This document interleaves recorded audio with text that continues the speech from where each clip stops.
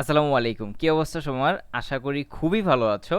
আমরা ইতিমধ্যে আমাদের সি প্রোগ্রামিং এর প্রথম ৫ টা টপিক শেষ করে ফেলেছি। যেটা হচ্ছে introduction to C programming, input output basic, operator, math এবং কন্ট্রোল স্টেটমেন্ট। এবং আমরা এই ভিডিওর মাধ্যমে শুরু করতে যাচ্ছি আমাদের যেই সুইচ স্টেটমেন্টটা আছে সেটা।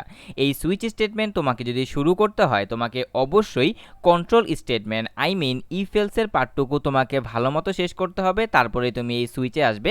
কারণ আমাদের সুইচের যে মেইন কোর বেসিকটা সেটা কিন্তু আমাদের ইফ এলস থেকেই এসেছে।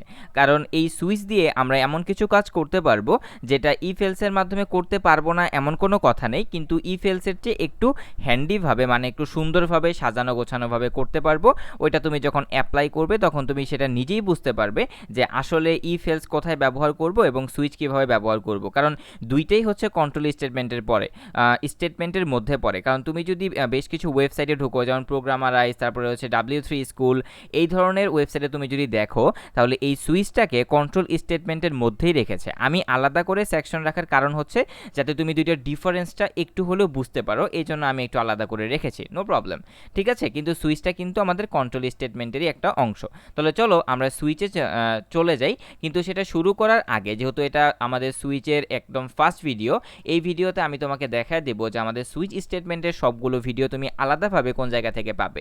আমাদের ইউটিউবের যে চ্যানেল বা তুমি এই ভিডিও ডেসক্রিপশন বক্সে যদি যাও তখন এখানে ডেসক্রিপশন বক্সের প্রথম যে লিঙ্কটা, সেই লিঙ্ক তুমি এই switch statement in C programming এই প্লেলিস্টটার লিঙ্কটা তুমি পেয়ে যাবে।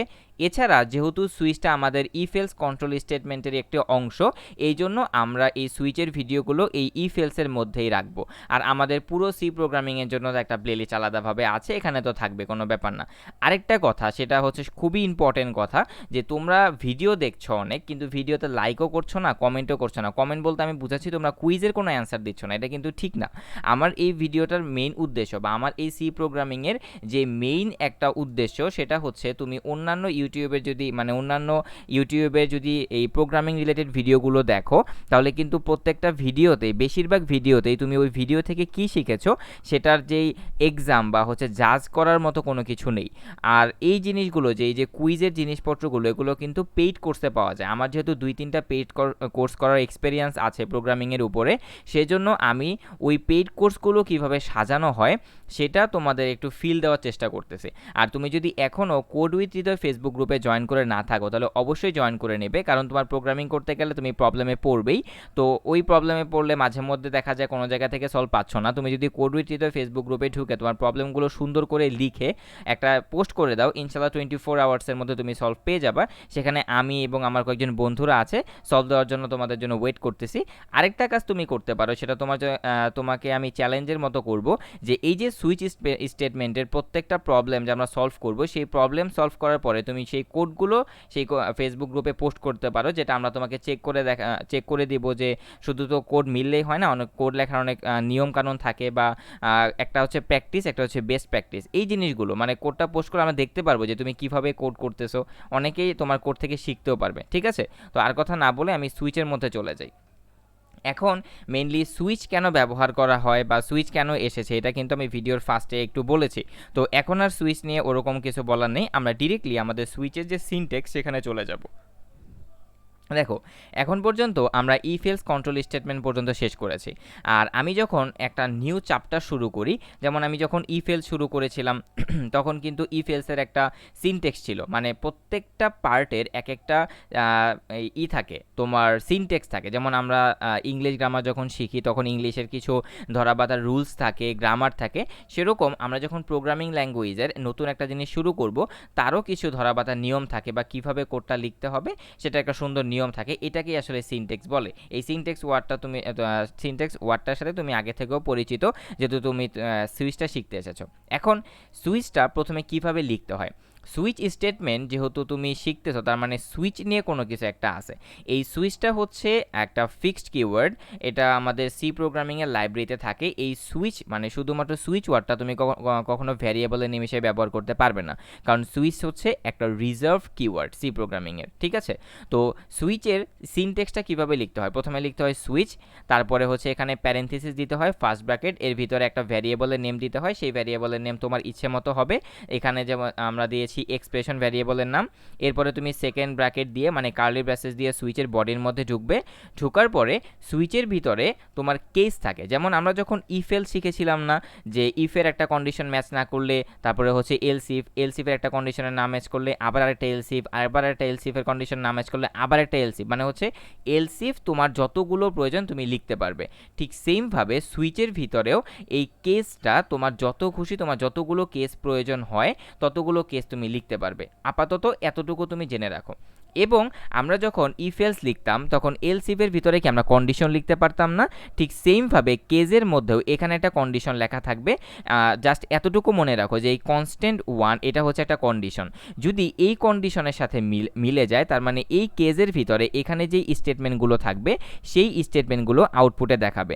তারপরে আমাদের যদি এখানে ব্রেক কিওয়ার্ডটা ব্যবহার করি কোডটা ওইখানেই স্টপ হয়ে যাবে, আর যদি আমি ব্রেক কিওয়ার্ডটা ব্যবহার না করি তাহলে কোডটা তোমার অফ হবে না, নিচের দিকে চলতেই থাকবে। ঠিক আছে, তো এরকমভাবে ধরো তুমি একটা কন্ডিশন লিখেছো যেটা হচ্ছে এই প্রথম কেজের সাথে মিলে নেই, তাহলে সেটা সে সেকেন্ড কেজ চেক করবে, যদি সেকেন্ড কেজে না মিলে তাহলে সে থার্ড কেজ চেক করবে, তারপরে সেটা যদি থার্ড কেজে না মিলে তখন সেটা ফোর্থ কেজের সাথে চেক করবে। যতক্ষণ না পর্যন্ত কেজের সাথে ম্যাচ না করে ততক্ষণ সে চেক করতেই থাকবে, লাইক এলসিফের মতো। এখন যদি কোনোটাই তোমার ম্যাচ না করে, ইফ এলসের মধ্যে যেমন একটা এলস ছিল, সুইচের মধ্যেও সেরকম একটা ডিফল্ট আছে। কারণ আমি তোমাকে ভিডিওর প্রথমে বলেছিলাম যে সুইচ হচ্ছে কন্ট্রোল স্টেটমেন্টেরই একটা অংশ, এটা ইফ এলসের মতোই সেম টু সেম ইফ এলসের মতোই কাজ করে, কিন্তু একটু একটু চেঞ্জ আছে। ঠিক আছে, তো এতটুকু কথা তুমি যদি বুঝে থাকো তাহলে আর কিছু বোঝা লাগবে না। এখন হচ্ছে মেইন ইম্পর্টেন্ট পার্ট, কারণ তুমি যখন 2-3টা প্র্যাকটিস করবে তখন এগুলো তোমার মনে থাকবে, কিন্তু মেইন ইম্পর্টেন্ট পার্ট হচ্ছে এই যে সুইচের ভিতরে যে ভ্যারিয়েবলের নেমটা তুমি লিখবে, এই ভ্যারিয়েবলের মান কি আসবে সেটা হচ্ছে তুমি অলওয়েজ মনে রাখবা এই সুইচের ভিতরে সেই ভ্যারিয়েবলটা তুমি দিবে, সেই ভ্যারিয়েবলটা অলওয়েজ তোমার ইন্টিগ্রাল অথবা নিউমেরিক্যাল হতে হবে। এখন নিউমেরিক্যাল বা ইন্টিগ্রাল কি মানে হচ্ছে সেটা নিউমেরিক্যাল বা ইন্টিগ্রাল। চলো আমি এই অ্যান্সারটা না দিয়ে আমরা গুগল ট্রান্সলেটে যাই। আমরা যদি গুগল ট্রান্সলেটে গিয়ে নিউমেরিক্যাল ভ্যালু লিখে সার্চ করি তাহলে গুগল ট্রান্সলেট আমাদেরকে কি দিবে তুমি একদম নিজের চোখেই দেখো। নিউমেরিক্যাল ভ্যালু, দেখো এখানে কি আউটপুট আসবে, নিউমেরিক্যাল ভ্যালু সংখ্যাগত মান, মানে হচ্ছে 0 1 2 3 4, মানে 0 থেকে 9। এর মানে তুমি কি বুঝলে, এই সুইচ স্টেটমেন্টের ভিতরে যেই তোমার ভ্যারিয়েবলটা থাকবে এই ভ্যারিয়েবলের মানটা শুধুমাত্র নিউমেরিক্যাল ভ্যালু হতে পারবে, যেমন 0 থেকে 9-এর যে কোনো একটা সংখ্যা, 11 12 বা 0 থেকে 9 বলতে তো ওই সবগুলোই বোঝায়। ঠিক আছে, এই ভিডিও থেকে তুমি যদি কোনো কিছুই না বুঝো অন্তত এই জিনিসটুকু তুমি বুঝে রাখো যে সুইচ স্টেটমেন্টের ভিতরে যে ভ্যারিয়েবলটা থাকবে মানে এই যে প্যারেনথিসিসের ভিতরে সেই ভ্যারিয়েবলের মানটা অবশ্যই নিউমেরিক্যাল হবে। কি হবে? নিউমেরিক্যাল হবে, নিউমেরিক্যাল ছাড়া অন্য কিছু হতে পারবে না। ঠিক আছে, আচ্ছা এবার আমরা চলে যাই আমাদের সুইচের যেই ফ্লো চার্টটা কীভাবে কাজ করে। যেমন আমরা এই সিনটেক্সটা যখন যেহেতু বুঝতে পেরেছি, আমরা সুইচের যে একটা ফ্লো চার্ট আছে সেই ফ্লো চার্টটাও বুঝতে পারবো একদম ইজি। এটা আসলে আমাদের ফর্মালিটিজের জন্য বুঝতে হয়, কারণ হচ্ছে ফ্লো চার্টটা খুবই ইম্পর্টেন্ট। তুমি যদি ফ্লো চার্টটা একবার বুঝতে পারো অথবা সিনটেক্স বুঝলে তুমি ফ্লো চার্ট বুঝবে, ফ্লো চার্ট বুঝলে তুমি সিনটেক্স বুঝবে, নো প্রবলেম। দেখো একদম ইজি। এই যে প্রথমে আমাদের একটা সুইচের ভিতরে কী ছিল, একটা এক্সপ্রেশন ছিল, ফাইন। তাহলে এখানে সিঙ্গেল একটা এক্সপ্রেশন, দেখো এখানে কি বলছে, সিঙ্গেল এক্সপ্রেশন, কথাটা মানে কি একটা মাত্র এক্সপ্রেশন থাকবে। এবার যদি এই এক্সপ্রেশনটা তোমার কনস্ট্যান্ট 1 নামক যেই কেসটা ছিল সেই কেসের সাথে যদি ম্যাচ করে তাহলে এখানে কি করবে, এই যে আমাদের কনস্ট্যান্ট 1-এর জন্য যে ব্লক 1টা থাকে এই ব্লক 1-এর ভিতরে যে কোডগুলো থাকবে সেই কোডগুলো কি হবে, আউটপুটে দেখাবে। আর যদি এই কনস্ট্যান্ট 1-এর সাথে ম্যাচ না করে তাহলে এখান থেকে কি রেজাল্ট আসবে, নো রেজাল্ট আসবে। সরি, তো নো রেজাল্ট আসার পরে আমাদের এখানে কি হবে, আমাদের যে সেকেন্ড কেসটা আছে সেই সেকেন্ড কেসটা এখানে চেক করবে। এই সেকেন্ড কেস থেকে আমরা কি জানি, কারণ এটা একটা কন্ডিশনাল, আমরা ফ্লো চার্টের পার্ট থেকে এই জিনিসগুলো কিন্তু জানি যে এইখানে এই যে পিরামিডের মতো দেখা যাচ্ছে এখান থেকে কয়টা রেজাল্ট আসে, দুইটা, একটা হচ্ছে ইয়েস একটা হচ্ছে নো।